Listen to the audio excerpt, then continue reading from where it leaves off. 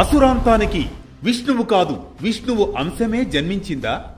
అవతారం కాదు, అంశం కూడా సంహరిస్తుందా? మురాసురాంత రహస్యం ఏమిటి? ఈ ప్రశ్నలన్నింటికీ సమాధానంగా సాగే అనగనగాలోని నేటి సందేశాత్మక పౌరాణిక గాథే యుగానికే విముక్తి ఏకాదశి దీప్తి, కలియుగ మానవునికి సూక్తి.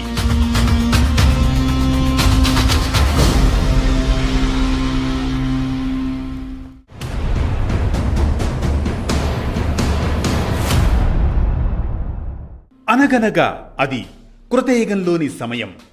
ధర్మానికి వ్యతిరేకంగా పెరుగుతున్న రాక్షస శక్తులు లోకాన్ని హింసిస్తూ ఉండేవి. ఆ కాలంలో మురాసురుడు అనే మహాశక్తిమంతమైన రాక్షసుడు దేవతలను, సత్పురుషులను తీవ్రంగా హింసిస్తూ ఉండేవాడు.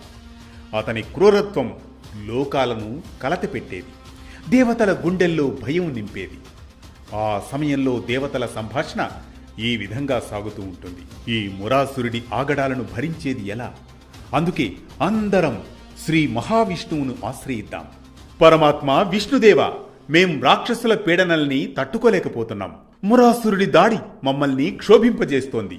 విష్ణుదేవ, మమ్మలను రక్షించు, లోకాన్ని కాపాడు అని వేడుకుంటారు ఇంద్రాది దేవతలు శ్రీ మహావిష్ణువును. దేవతల ప్రార్థన విన్న విష్ణుమూర్తి సుదీర్ఘ యుద్ధానికి సిద్ధమవుతాడు. చక్రం చేతనగా, సుదర్శన ధ్వనిగా రాక్షసుడిపై పోరాడుతున్న సమయంలో యుద్ధంలో కొంత అలసిపోతారు విష్ణుమూర్తి.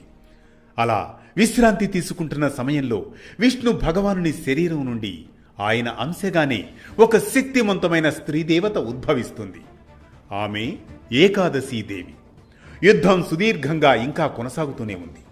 ఏకాదశీ దేవి, ప్రభు, నేను నీ శక్తిని, నీ ఆదేశాన్ని, మీరు విశ్రమించండి.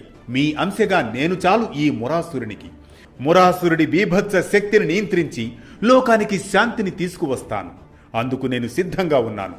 మీరు విశ్రమించండి అంటూ ఏకాదశీదేవి మురాసురుడితో భీకరంగా పోరాడుతుంది. అతని శక్తిని అధిగమించి చివరకు ఎట్టకేలకు అవలీలగా సంహరిస్తుంది.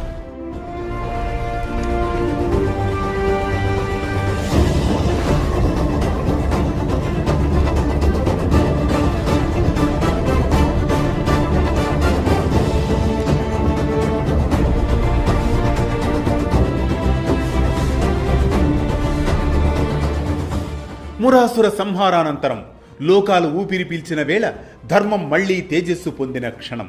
వైకుంఠనాథుడు ప్రసన్నుడయ్యాడు. ఆయన ఎదుట నిలిచింది తన శక్తి స్వరూపమే అయిన ఆ ఏకాదశి.